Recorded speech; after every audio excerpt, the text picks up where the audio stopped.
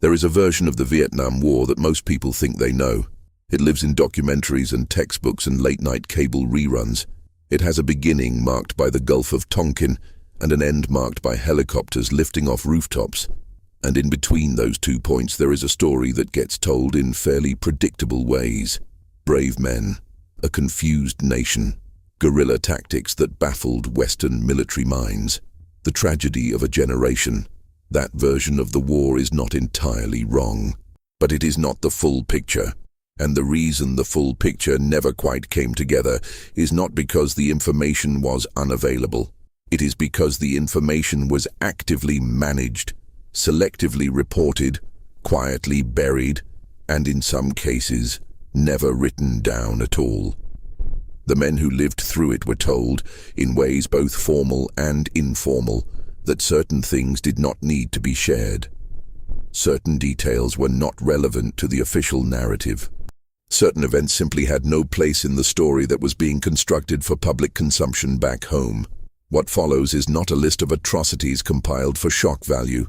It is something closer to an accounting, a slow walk through the gaps between what was reported and what was experienced, between the metrics used to measure success and the reality those metrics were designed to obscure, between the orders given and the consequences that were never entered into any official log.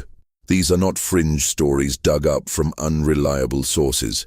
They are drawn from soldier testimony, declassified documents, congressional investigations, journalistic records, and the accounts of men who spent decades trying to figure out how to talk about what they saw without being dismissed or discredited or simply ignored. The war in Vietnam lasted, depending on how one counts, somewhere between 8 and 20 years. American combat involvement is usually dated from the early escalations of the Kennedy administration through the final withdrawal under Nixon and Ford. But American military advisors were present in Vietnam years before that, and the consequences of American policy in Southeast Asia extended well beyond the fall of Saigon in April 1975. The official version tends to bracket the conflict neatly. The lived version was never that clean. One of the first things that becomes apparent when you spend time with veteran testimony from Vietnam is that the war was profoundly disorienting from the very beginning, not just tactically, not just geographically, but conceptually. Soldiers arrived expecting a certain kind of conflict and found something that resisted every framework they had been given. The enemy did not behave like an enemy was supposed to behave. The front lines did not exist in any meaningful sense. The villages that were supposed to be friendly sometimes were not. The terrain was not on anyone's side. And the mission, which should have been the anchor of everything, kept shifting in ways that were never fully explained to the men who were actually carrying it out. A soldier who served in the Mekong Delta in 1968 described in a recorded interview decades later the experience of being briefed on an operation that had 3 different stated objectives in the span of 48 hours. The first objective was to secure a particular village. The second, issued after the first became complicated, was to deny the enemy use of that same village. The third, which came down after a firefight that resulted in significant destruction to the village itself, was simply to clear the area and move on. He said the most unsettling part was not the changing objectives, it was that no one at any level seemed troubled by the changes. The mission transformed, and everyone adjusted, and nobody asked what the original goal had actually been, or whether any of the 3 versions had been accomplished. That kind of operational fluidity was not unique to that soldier, or that unit, or that year. It was woven into the fabric of how the war was conducted, and it created a particular psychological condition among the men who served. One that has been described in various ways, but that always comes back to the same basic experience. The experience of doing something whose purpose you cannot clearly identify, whose outcome you cannot clearly measure, and whose relationship to any larger goal you are not permitted to question. The body count. There is no way to talk about Vietnam without eventually arriving at the body count, because it became the central metric by which the American military attempted to demonstrate progress in a war where territorial gains were largely meaningless. The logic, as it was explained to commanders in the field, was straightforward. If the enemy was losing more men than it could replace, eventually the enemy would have no men left to fight. The war would be won through attrition. Success would be measured in dead enemy combatants. What happened to that logic in practice is one of the more documented institutional failures in American military history, and it is also one of the things that soldiers were most consistently discouraged from discussing openly. The problem was not simply that the numbers were inflated, though they were. The problem was that the inflation was structural. It was built into the incentive system. Officers who reported high body counts received positive evaluations. Officers who reported low body counts attracted questions about the effectiveness of their units. The pressure to produce numbers was constant and came from multiple directions simultaneously. A veteran who served as an intelligence officer described attending briefings where the numbers being reported to higher command bore no relationship to any count his unit had actually conducted. He raised this discrepancy once, early in his tour.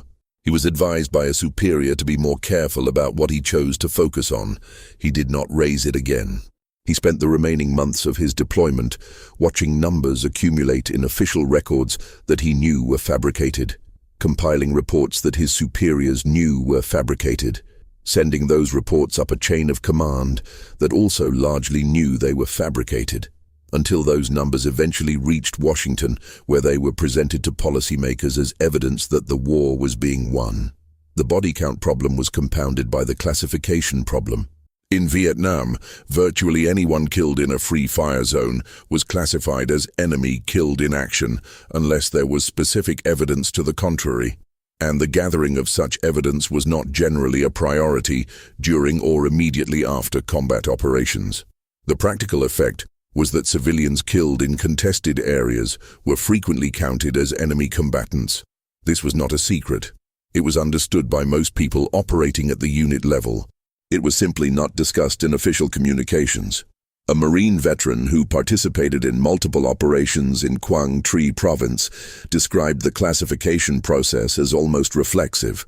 If someone was dead in a particular area, and that area had been designated a free fire zone, the default assumption was enemy combatant. No one asked about age, no one asked about the presence of weapons, no one asked whether the individual had been running away from the fighting or toward it. The number was added to the count was forwarded up the chain, and the machinery moved on to the next engagement. The free fire zones themselves deserve attention because they represented a fundamental alteration of the rules of engagement that was rarely explained in those terms to either the American public or the soldiers operating under them. A free fire zone, officially designated as a specified strike zone, was an area in which any individual present could be targeted without the need to establish hostile intent. The designation was supposed to be applied only to areas that had been cleared of civilians and where enemy presence was essentially certain. In practice, the designations were applied broadly, incompletely communicated to civilian populations, and maintained long after conditions on the ground had changed. Veterans who served in areas with heavy free fire zone designations described a profound and lasting moral confusion about the nature of their actions. Not because they necessarily believed they had done wrong in any individual instance, but because the framework within which they were operating made it structurally impossible to know whether any individual instance was right or wrong. The zone designation removed the question, and when you remove the question, you do not remove the underlying reality. You simply remove the mechanism by which that reality can be examined. There was a soldier. His name has appeared in multiple oral history collections, who served in the Central Highlands in 1969 and who described the experience of conducting a sweep through a village that had been designated as hostile. The sweep found no weapons. It found no evidence of enemy activity in any recent sense. It found families. It found rice stores. It found the ordinary material evidence of people who were trying to live their lives inside a war that had been designated to take place in their backyard. His unit destroyed the rice stores as ordered. This was standard practice. Denying food to the enemy meant denying food to the surrounding population, and this was understood, and it was done anyway, and it was not included in any report filed afterward because there was no mechanism in the reporting system for including it. The destruction of food supplies and agricultural infrastructure in Vietnam was a deliberate strategic choice. It was also one of the things that soldiers were most effectively trained not to think about in terms of its human consequences. The operational logic was clean. Starve the supply chain. Eliminate the ability of the Viet Cong to move through the countryside by destroying the local support network. What the operational logic did not address, and what field reports systematically failed to capture, was the effect on the civilian population that was simultaneously the supposed object of American protection and the collateral damage of American strategy. Operation Ranch Hand, which involved the aerial spraying of herbicide defoliants across millions of acres of Vietnamese countryside, is the most widely known example of this agricultural destruction, but it was far from the only one. Crop destruction missions, carried out both aerially and on the ground, were conducted throughout the conflict. The stated purpose was to deny food to enemy forces. The actual effect was to deny food to entire provinces. Veterans who participated in these operations described being given very clear instructions about what to say if asked. They were to say the missions targeted enemy supply routes and enemy-controlled agricultural areas. They were not to speculate about civilian impact. They were not to estimate the scope of the destruction in any terms that connected it to human suffering. The herbicide program brought its own silences. The men who flew ranch hand missions and the troops who operated in defoliated areas were exposed to Agent Orange in quantities and over durations that were never fully disclosed to them. The official position, maintained for years after the war, was that the herbicides used were not harmful to humans at the concentrations deployed. This position was not supported by the available evidence, and the available evidence was known to people within the government who were not sharing it with the people being exposed. Veterans who developed cancers and other conditions decades later and who sought to connect those conditions to their exposure were met, for a very long time, with institutional resistance. Not anger, not confrontation, simply resistance, slow processes, disputed science, an administrative machinery that was much more efficient at delaying recognition than at extending it. The psychological operations conducted during the war represent another area where the gap between official description and operational reality was substantial and deliberately maintained. PSYOP, as it was abbreviated, was presented publicly as an effort to communicate with the Vietnamese population, to explain American intentions, to counter enemy propaganda. In practice, it included programs that would have been difficult to defend publicly, if described accurately. One program involved the deliberate creation and dissemination of false intelligence to enemy units, designed to cause them to distrust their own commanders. This is a standard element of military deception and is not inherently remarkable. What made the Vietnam application notable was the extent to which it was directed not just at enemy military units, but at the civilian population, and the extent to which it involved the fabrication not just of tactical information, but of attribution. Messages, leaflets, and broadcasts were created that purported to come from within the Viet Cong or the North Vietnamese Army, expressing disillusionment, describing defections, implying that the enemy cause was collapsing from within. The messages were fabricated. The sources were fabricated. The defections described were in many cases fabricated. Soldiers who worked in these units described being aware, in a background kind of way, that their work bore a complicated relationship to truth, but that this complication was never acknowledged or addressed in any formal setting. The Phoenix program is perhaps the most thoroughly documented example of the gap between what was officially described and what was operationally practiced in Vietnam. Phoenix was a joint American South Vietnamese intelligence and counterinsurgency effort aimed at identifying and neutralizing Viet Cong infrastructure. Neutralization was the official term. What it meant in practice varied enormously depending on who was applying it and in what context. At its most benign, neutralization meant capture and imprisonment. At its most lethal, it meant assassination. The program was designed to target specific individuals who were identified as members of the Viet Cong political and administrative apparatus, not just fighters. Provincial reconnaissance units carried out operations that included targeted killings. This was known.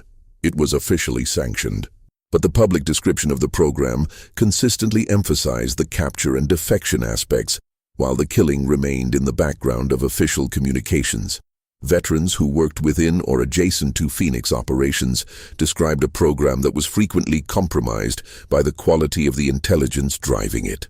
The identification of Viet Cong infrastructure members relied heavily on informants whose motivations were mixed and whose information was often used to settle personal scores, eliminate business competitors, or satisfy quotas. The quota system was a particularly persistent problem. Provincial reconnaissance units were expected to produce a certain number of neutralizations per month. When legitimate targets were scarce, the pressure to meet the quota did not disappear. What happened when quotas went unmet was something that veterans described in carefully indirect language, even decades later. The language of indirection was itself a kind of testimony. A former advisor who worked with provincial reconnaissance units in the Mekong Delta described attending a briefing in which the monthly neutralization statistics were presented. The numbers were high. They were, he said, impossibly high given what he knew about actual enemy activity in the region. He did not challenge the numbers in the briefing. He was a guest at that briefing in a sense. He was there to advise, not to audit. But he knew the numbers were not what they claimed to be. He filed a report expressing concern about the reliability of the statistics. He was told, through appropriate channels, that the program was performing well, and that his concerns had been noted. The treatment of prisoners is an area that received significant attention in the years following the war, but that was, during the conflict itself, subject to heavy official management. The Geneva Conventions governed the treatment of prisoners of war, and the official American position was that those conventions were being followed. The reality in the field was considerably more complicated. The structure of the conflict created genuine ambiguities about prisoner status. The Viet Cong were not uniformed combatants in the conventional sense. The line between a combatant and a civilian was contested both tactically and legally. In practice, these ambiguities were frequently resolved in ways that worked against the individual in custody rather than in their favor. Interrogation techniques that would have been clearly prohibited under a straightforward application of the Geneva Conventions were used routinely, with the justification that the individuals being interrogated were not entitled to prisoner of war protections. Veterans who participated in or witnessed interrogation operations described a range of practices that were never going to appear in any official report. Some of these practices were brutal in uncomplicated ways. Others operated in the gray areas created by the definitional uncertainties of the conflict. What was consistent across accounts was the awareness that what was happening was not to be discussed, that the official version of how detainees were treated existed in a separate reality from the operational version, and that maintaining the separation was simply understood to be part of the work. The relationship between American forces and their South Vietnamese allies created its own set of silences. The Army of the Republic of Vietnam was the force that American strategy depended upon to eventually take over the conduct of the war, to become capable of defending South Vietnam without American assistance. The official narrative about ARVN, particularly in the later years of the war, was one of growth and professionalization. Vietnamization, as it was called under Nixon, was the policy of building up South Vietnamese capacity so that American forces could withdraw. It was presented as a success in progress. Veterans who worked closely with ARVN units described a situation that was considerably more mixed. There were units that were competent and motivated. There were also units that were thoroughly infiltrated by enemy intelligence, commanded by officers who had purchased their commissions, plagued by desertion rates that were not included in any public communication, and operationally unreliable in ways that American advisors understood but were not supposed to describe in formal reporting. The pressure to report Vietnamization as a success created reporting that described success regardless of what was actually happening on the ground. An advisor who worked with an ARVN infantry regiment in 1971 described submitting an assessment that accurately reflected what he had observed, which was a unit that was not ready to operate independently, that had serious leadership problems, and that would likely not perform effectively if American support was withdrawn. His assessment was returned to him with suggestions for revision. The suggested revisions pointed consistently in the direction of more optimistic language. He revised the assessment. The revised version was forwarded up the chain. It did not reflect what he had seen. The corruption that pervaded South Vietnamese government and military institutions was another subject that existed in a kind of official silence. The corruption was not unknown. American officials were well aware of it. American intelligence documented it. But the implications of the corruption for the viability of the South Vietnamese government were rarely, if ever, communicated honestly to the American public, because communicating them honestly would have required acknowledging that the institution American strategy depended upon was fundamentally compromised. American soldiers who served in the cities, particularly Saigon and Da Nang, encountered the corruption directly and routinely. The black market in American military supplies was enormous. Equipment and materials intended for the South Vietnamese military ended up being sold, sometimes to the Viet Cong. This was known. It was documented.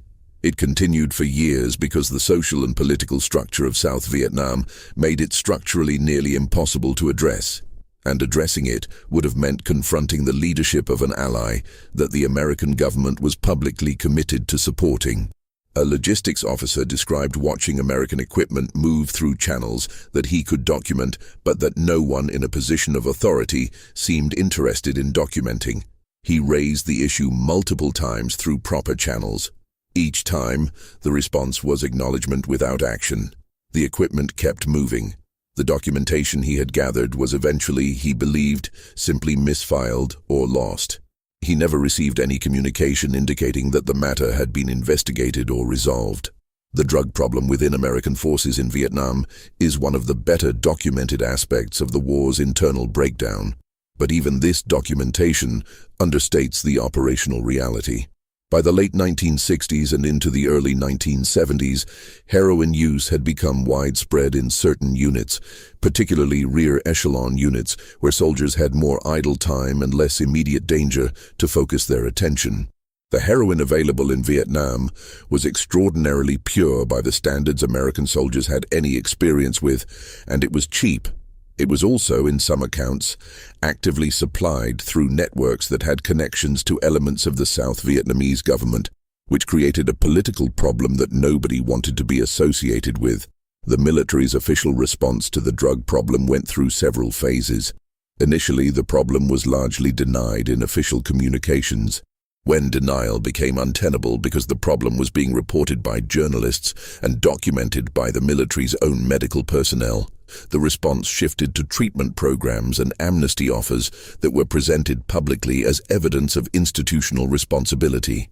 Veterans who served during the peak of the drug crisis described a ground-level reality in which drug use was simultaneously pervasive and invisible in official terms, where everyone knew who was using but where formal documentation of use was avoided, because documentation would have required addressing a problem whose scope would have been embarrassing.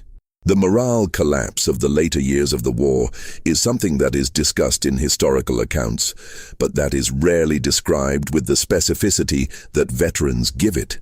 The collapse was not uniform across all units or all branches, but it was real, and it was visible in ways that official reporting consistently minimized. Fragging, the killing or wounding of officers and non-commissioned officers by their own troops, typically using fragmentation grenades, became a documented phenomenon in the later years of the war. The military's own statistics recorded hundreds of fragging incidents and suspected fragging incidents during the period from roughly 1969 to 1972. The actual number was almost certainly higher because the definition of fragging in official reports was narrow, and the incentive to classify ambiguous incidents as accidents was strong. A veteran who served as a company commander described having a detailed and functional awareness of the fragging situation within his battalion. He knew which officers in the battalion were considered potential targets by their men. He knew this, not because anyone had directly threatened them, but because the informal intelligence network that exists in any military unit made such things knowable. He modified his behavior accordingly. He modified the behavior of subordinate officers accordingly. He did not put any of this in writing, because putting it in writing would have required acknowledging that the command climate in his unit had reached a point where officers were making tactical decisions based in part on self-preservation from their own troops. His after-action reports from that period, he said, read as though everything was functioning normally. The anti-war movement within the military itself is another area where the official record significantly underrepresents the reality. The movement took multiple forms. There were organized groups of active duty soldiers and veterans who publicly opposed the war. There were underground newspapers produced on military bases, some of them detailed and sophisticated, that documented conditions and criticized policy in terms that would have been subject to discipline if they had appeared under a soldier's byline. There were incidents of organized refusal to follow orders, some of which resulted in courts-martial, and some of which were resolved through negotiation or simply absorbed into the normal chaos of unit operations. A sergeant who served in Germany with a unit that included Vietnam veterans described a meeting at which his platoon effectively voted not to deploy if ordered to Vietnam. This was not a formal proceeding. It was a conversation in a barracks room that nonetheless had the character of a collective decision. The sergeant reported the conversation to his company commander. The company commander told him not to put it in any written form and to handle it at the platoon level. The conversation that had functionally constituted a refusal to follow potential orders was managed by not acknowledging that it had happened. The platoon never deployed to Vietnam, though this was for reasons unconnected to their stated preference. The relationship between the military and the press in Vietnam went through its own evolution, and the story of that evolution is in large part a story about the management of information. In the early years of the war, the press was given relatively open access, and the relationship between journalists and military officials was in some ways cooperative. As the war became more complicated and as reporting became more critical, the relationship deteriorated. Information management became increasingly sophisticated. Embed arrangements gave journalists access to carefully selected units and operations. Briefings at the Military Assistance Command Vietnam, referred to by journalists as the 5 o'clock follies, became notorious for their disconnect from reported reality. Veterans who interacted with journalists described being given guidance about what to say and what not to say. The guidance was not usually given as a direct order. It was given as advice, as an explanation of what was appropriate and what was not, as a suggestion about how to represent the unit and the mission. The effect was to create a consistent gap between what soldiers said to journalists and what they said to each other. A reporter might spend several days with a unit and come away with a collection of quotes that accurately reflected what soldiers were willing to say publicly, but that gave no indication of what those same soldiers were saying privately. The question of what happened in contested incidents involving civilians is the area where the management of information was most consequential and most persistent. My Lai is the incident that most people know. In March 1968, soldiers of Charlie Company, 1st Battalion, 20th Infantry Regiment, killed between 300 and 500 unarmed Vietnamese civilians in the hamlet of My Lai in Quang Ngai Province. The event was concealed for more than a year before journalist Seymour Hersh reported on it in November 1969. The initial military report described a successful operation against an enemy force. The gap between the initial report and the reality was not an anomaly. It was a demonstration of how the system worked. What made My Lai unusual was not the event itself. Veterans and military historians have documented that incidents of serious harm to civilians occurred throughout the war at a frequency that was never remotely captured in official reporting. What made My Lai unusual was that it was reported and that the reporting eventually reached a scale where it could not be managed back into silence. The Army's own internal investigation, the Peers Report, concluded that a significant cover-up had taken place involving multiple officers at multiple levels of the chain of command. The report was completed in 1970. Its full contents were not released publicly for many years. The men who participated in the cover-up of My Lai were not, for the most part, exceptional in their willingness to manage information about civilian harm. They were doing something that the system had made routine. The system was built to produce reports that reflected well on operations and to suppress information that reflected badly. My Lai fell at an extreme end of a spectrum, but the end of a spectrum is still on the spectrum. A veteran who served in Qinghai Ngai province in the same period as My Lai described conditions that made the incident, in his view, almost predictable. The combination of intense enemy activity, ambiguous intelligence, heavy casualties from booby traps and mines, frustrated soldiers with no conventional enemy to engage, and command pressure to produce body counts created a situation in which violence against civilians was, he said, not the exception to the logic of the war. It was a possible output of the logic of the war. He spent years trying to figure out how to say this in a way that was accurate, without being either an excuse or an accusation, and he eventually concluded that there was no such framing available. The tiger cages of Con Son Island were a particular kind of institutional secret. Con Son was a prison island off the southern coast of Vietnam used by the South Vietnamese government to house political prisoners. The tiger cages were small stone cells, approximately 5 feet by 9 feet, in which prisoners were confined in groups, often with their legs restrained. The conditions were documented by American congressmen who visited the island in 1970 and were appalled by what they found. The South Vietnamese government's use of the facilities was known to American officials before that visit. It had been known for years. The American government funded the South Vietnamese prison system. American advisors worked within it. Veterans who worked in an advisory capacity with South Vietnamese security and detention operations described a consistent pattern of official knowledge and official silence on the subject of detention conditions. They were aware of how prisoners were being treated. This awareness was incorporated into their general understanding of the South Vietnamese government, but did not generate official protests or formal documentation.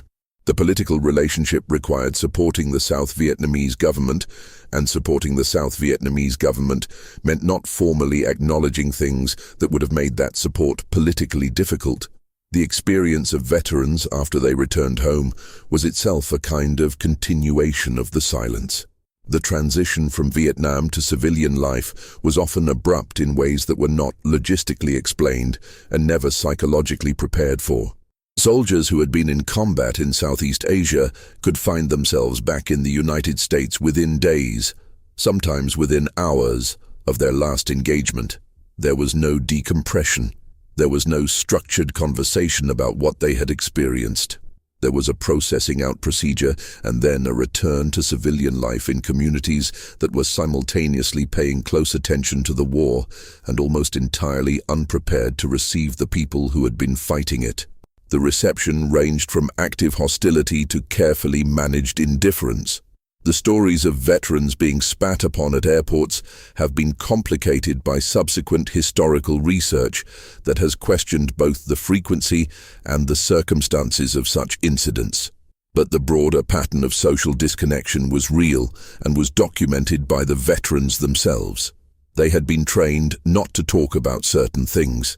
They had been operating in a context where certain things were simply not discussed. They came home to a society that was vocally engaged with the war as a political and cultural phenomenon, but that had limited capacity to receive the specific, ground-level reality that veterans were carrying. The mental health consequences were substantial. Post-traumatic stress disorder was not a recognized clinical diagnosis during the Vietnam War. What would later be recognized as PTSD manifested in veterans as behavioral patterns, substance use, relationship failures, and what was often described in the language of the time as adjustment problems. The VA system was not equipped to handle the scale or the specific character of what Vietnam veterans were experiencing. Help was offered in forms that did not match what was needed. Veterans who tried to describe their experiences within clinical frameworks found that the frameworks did not fit. Veterans who did not try to describe their experiences found that silence had its own costs. A veteran who sought help at a VA hospital in the mid-1970s described being asked to describe his experiences in Vietnam in a clinical intake interview. He began to describe what he had seen and done. The clinician, he said, was clearly uncomfortable. The session ended with a referral and a prescription. He did not go back for several years. During those years, he managed his condition with alcohol, which was neither unusual nor addressed by anyone in his immediate social environment, because alcohol use among veterans was so normalized as to be invisible. The Veterans Administration's handling of Agent Orange claims represents one of the longest and most clearly documented examples of institutional resistance to accountability in the history of the war's aftermath. Veterans who had been exposed to dioxin-containing herbicides during the war began developing cancers and other serious conditions at rates that multiple epidemiological studies suggested were connected to that exposure. The VA's response was to question the scientific evidence, to dispute the causal link, to impose evidentiary standards that made it nearly impossible for individual veterans to establish their claims, and to continue that approach for decades, while the veterans who had filed the claims grew older and sicker. The pattern was not specific to Agent Orange. It appeared in various forms across the range of issues that arose in the post-war period. There was something in the institutional relationship between the government and Vietnam veterans that made acknowledgement difficult in ways that went beyond any particular policy or any particular administration. The war had been conducted in ways that required ongoing denial. The denial did not stop when the war stopped. It became the default posture of the institutions that had conducted the war toward the people who had conducted it for them. The question of what commanders knew and when they knew it is one that runs through virtually every significant incident of the war. The structure of command in Vietnam created a specific dynamic in which the people making decisions were often insulated from the information that would have been necessary to make those decisions well. General William Westmoreland, who commanded American forces in Vietnam from 1964 to 1968, made statements about the progress of the war that were contradicted by intelligence available to his own command. Whether these statements reflected willful misrepresentation or genuine belief shaped by systematically distorted reporting is a question that historians have debated extensively. The answer is probably both. The problem of command insulation was not unique to the highest levels. At every level of the hierarchy, there was pressure to pass upward information that reflected well on operations and to absorb or reclassify information that did not. The man responsible for reporting bad news had strong incentives not to report bad news. The man who received good news had strong incentives not to question its provenance. The system was optimized not for accuracy, but for the production of reports that maintained the appearance of progress. Veterans who served as intelligence analysts described the specific experience of watching their assessments transformed as they moved up the chain. A raw assessment that was cautiously pessimistic about some aspect of operations would come back down the chain in a form that was either more optimistic or that had been stripped of the specific concerns that made it pessimistic. This was not the result of any single person making a decision to falsify information. It was the result of a system in which the incentive at every level pointed in the same direction. The air war, which is often discussed primarily in terms of the bombing of North Vietnam, also included massive operations over Laos and Cambodia that were conducted in a way designed to avoid public acknowledgement. The bombing of Cambodia in particular was the subject of a sustained deception effort that involved the falsification of military records on a significant scale. Under the program known as Operation Menu, which began in March 1969 and continued for 14 months, American B-52s conducted strikes against targets in Cambodia, while the official records were altered to show the aircraft had operated over South Vietnam. The falsification was carried out at multiple levels and required the active cooperation of significant numbers of military personnel. The men who flew these missions knew where they were flying. The crews of the aircraft knew. The people managing the targeting data knew. The people creating the false records knew. The secrecy was maintained not by restricting knowledge to a small group, but by creating an understanding throughout a much larger group that what they knew was not to be acknowledged. The operation ran for over a year in this condition. It continued even after reporters began publishing accounts of Cambodian villages describing American bombing. The official response to those reports was denial. The air campaign over Laos was in some ways even more extensive and even less publicly acknowledged. The war in Laos involved CIA-directed operations, Thai irregular forces, Hmong guerrillas, and sustained American bombing that lasted for years, and that, at its peak, made Laos the most heavily bombed country per capita in the history of warfare. None of this was officially acknowledged during the period it was occurring. Veterans who participated in these operations were told explicitly that what they were doing did not exist in any official sense.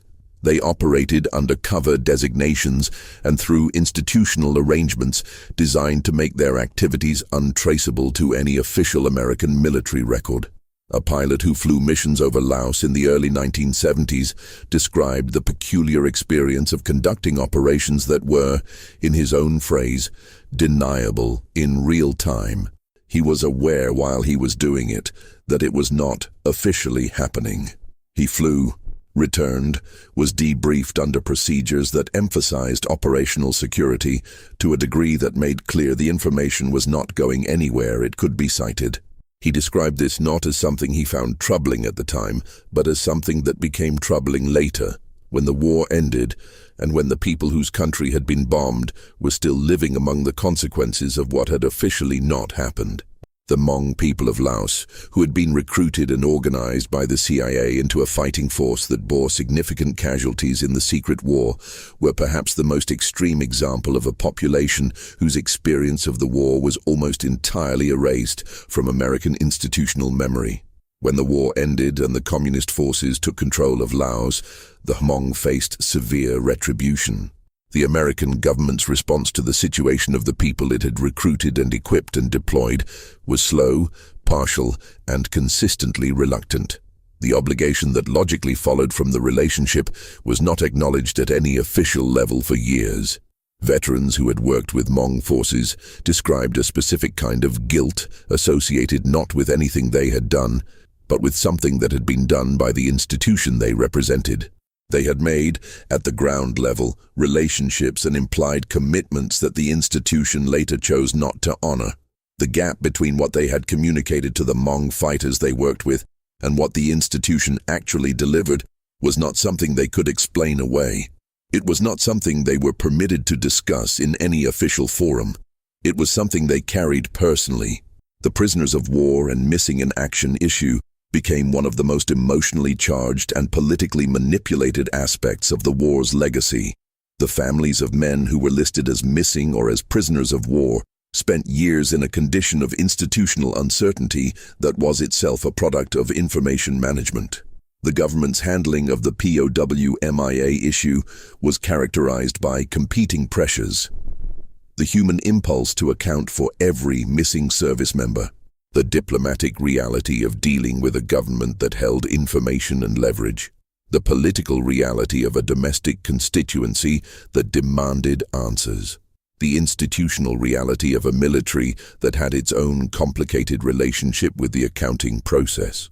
Veterans who served in roles that gave them information about prisoners and missing men described a system that was better at maintaining ambiguity than at resolving it. Information that might have been actionable was sometimes not pursued, because pursuing it would have required acknowledging the circumstances under which certain men had gone missing. Information about the fate of specific individuals was sometimes available to people in the system who were not in a position to use it in any official way. The families of missing men were often told less than the system actually knew, because what the system actually knew included things that were complicated to explain.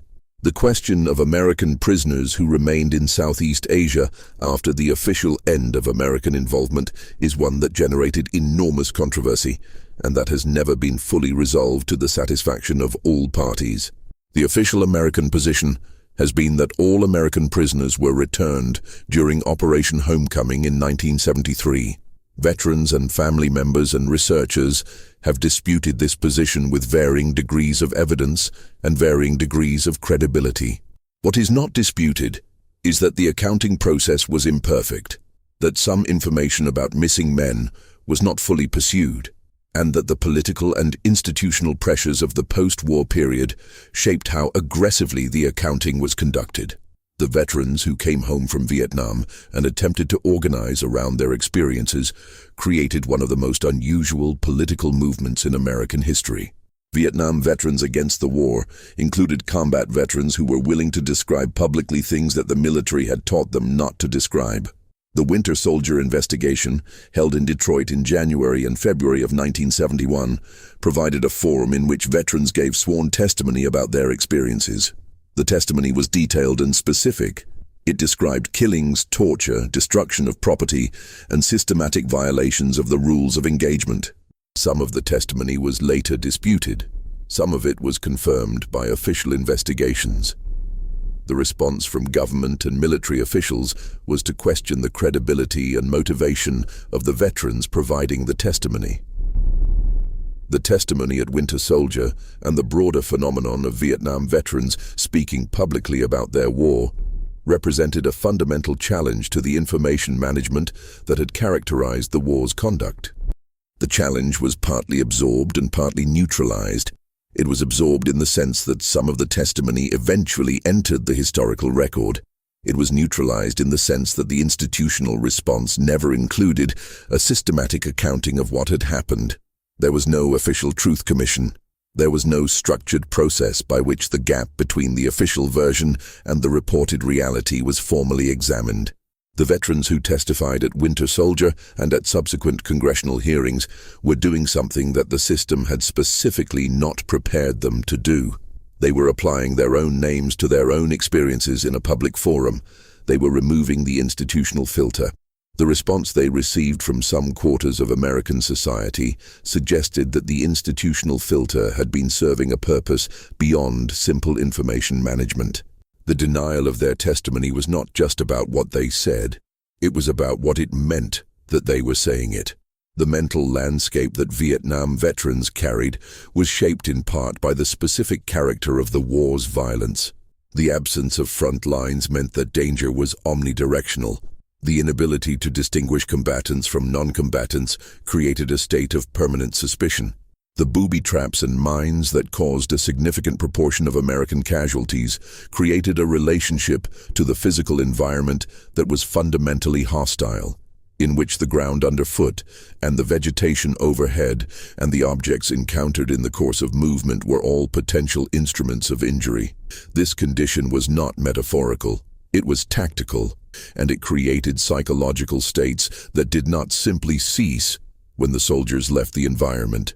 A veteran who served as a rifleman in the Mekong Delta described the experience of returning to the United States and finding himself unable to walk into a room without cataloging exits, unable to sit with his back to a door, unable to pass a pile of debris on a sidewalk without attending to it with a level of focus that was, in his civilian context, both unnecessary and invisible to everyone around him.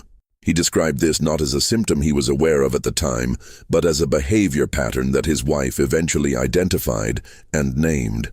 He had not thought of it as anything other than prudence until someone from outside his experience pointed out that it was unusual. The experience of combat, and particularly of combat casualties, created its own silences. The men who had seen friends and colleagues killed or badly wounded carried those experiences in ways that the culture around them was not equipped to receive. The combination of graphic memory and social isolation was a specific condition that the VA system of the 1970s had almost no capacity to address. The therapeutic frameworks available were not designed for this population. The peer support systems that would eventually develop took years to emerge. In the meantime, men managed their memories as best they could with the tools available to them, which were frequently inadequate. The Vietnam War produced a generation of veterans who were, in some very specific ways, trained not to speak about what they had done and what they had seen. The training was not always explicit.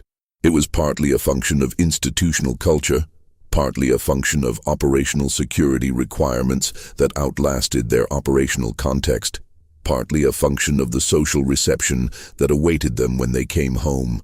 But it was real, and it was effective, and its effects were not confined to the years immediately following the war. The silences extended across decades. They shaped families. They shaped communities. They shaped the gap between the history of the war that exists in official records and the history of the war that exists in the memories of the people who fought it. The institutional memory of the war is itself a constructed thing. The archives contain what the archives were designed to contain. The official histories reflect the choices made by the people who compiled them about what was worth preserving and what was not.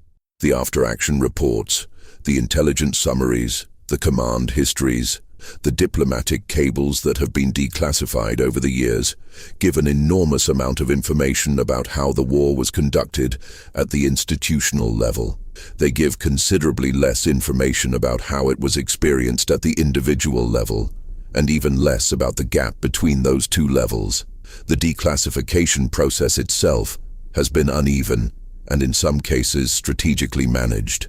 Documents that would illuminate certain aspects of the war have been released. Documents that would illuminate other aspects have remained classified well beyond any reasonable security justification. The pattern of what has been released and what has not reflects choices. Those choices have shaped what the history of the war looks like and what it continues to look like. The soldiers who were told not to share certain things were told in a variety of ways. Some were given direct orders. Some were given strong suggestions that had the force of orders in the context of military hierarchy. Some absorbed the instruction through institutional culture without it ever being stated explicitly. The effect in all cases was similar.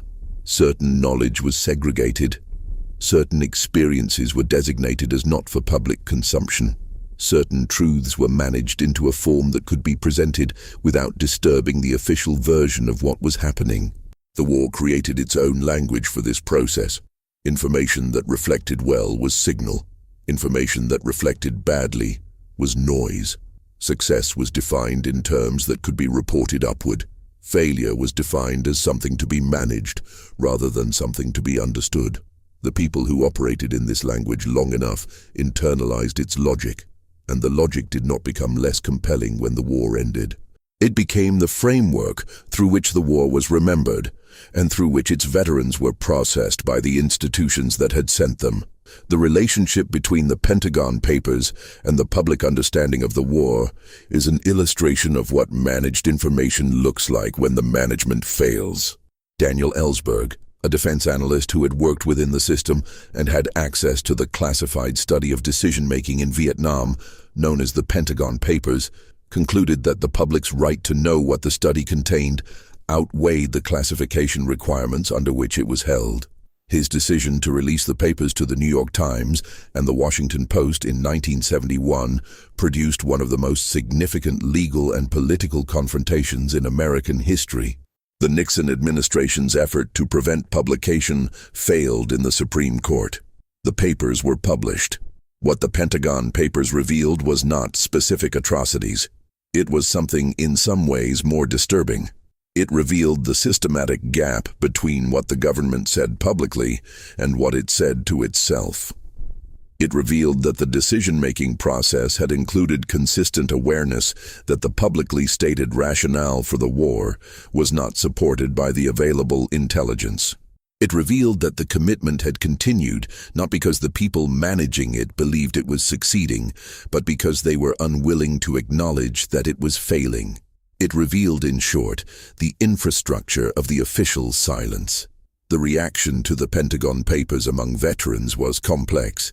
For some, the revelations confirmed suspicions they had carried since their service, providing a structural explanation for experiences that had seemed inexplicable at the individual level.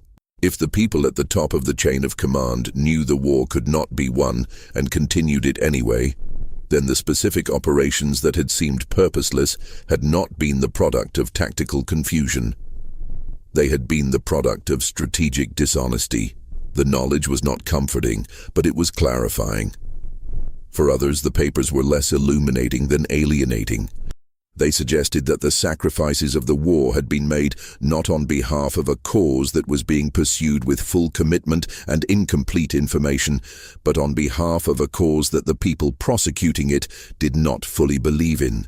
The distinction matters not at all to the dead. But for the living, it mattered in the specific way that all the things that shaped how you understood what you had done to other people and what had been done to you. The long aftermath of the war included a recurring effort to establish a usable public narrative. The early attempt at narrative, which positioned Vietnam as a tragic mistake resulting from flawed intelligence and underestimated enemy tenacity, was one effort.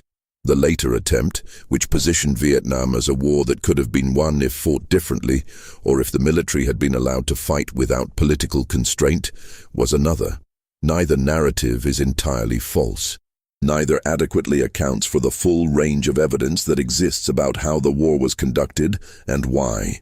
What neither narrative does, and what the institutional management of information was designed to prevent from happening, is account for the gap between the official version and the lived version at the level of individual experience. The gap is where most of the important things are. The gap is where the body count fraud operated. The gap is where the civilian casualties accumulated without being counted. The gap is where the orders that should not have been given were given and followed. The gap is where the reports that should have reflected reality were revised to reflect something else. The gap is what the soldiers who were told not to share certain things were told not to share. The war ended in operational terms with the fall of Saigon on April 30th, 1975. The last American combat troops had been withdrawn 2 years earlier. The last American prisoners returned in 1973. But the processes the war had set in motion did not end with the operational war. The health consequences of herbicide exposure continued to develop for decades. The psychological consequences of the combat experience continued to manifest. The institutional consequences of the information management that had characterized the war's conduct shaped the response to veterans and shaped the official history for years. The men who had been told not to share certain things continued not sharing them, for the most part. Not because the orders were still in effect, but because the habits of silence were by then so thoroughly ingrained that there was no clear mechanism for reversing them. The culture that had discouraged certain kinds of speech had not produced, when it withdrew that discouragement, any positive culture of disclosure. It had simply withdrawn. And in the absence of a positive invitation, the silence continued. There are things that are known about the Vietnam War that are not in the official records. They are in the accounts of veterans who eventually spoke, in the records of investigators who eventually reported, in the work of journalists who eventually published, in the declassified documents that eventually became available. They exist in a distributed form across many sources, none of which is complete and some of which are contested. They have never been formally compiled into an official accounting, and there is no indication that they ever will be. The soldiers who fought in Vietnam were, in the main, young men who went where they were sent and did what they were told. The institutional failures that shaped their experience were not their failures, but they were the ones who carried the consequences. They carried them in their bodies, in the form of illnesses that took decades to be acknowledged. They carried them in their minds, in the form of experiences that the culture around them was largely unable to receive. They carried them in silence, the particular silence of people who have been trained to know that certain things are not to be said, who have internalized that training so thoroughly that it no longer feels like training. The war continued to be funded and supplied and conducted for years after the point at which most of the people involved in conducting it had concluded it could not be won. The intelligence was clear. The assessments in the classified files, the ones that were kept away from the reports that went to policymakers, were clear. The war was continued not because of a confident belief in eventual success, but because of an inability to absorb the costs of acknowledged failure. The soldiers who were in the field during those years were there in service of a decision made far above them, a decision that had more to do with domestic politics and institutional face-saving than with any military objective that could be achieved.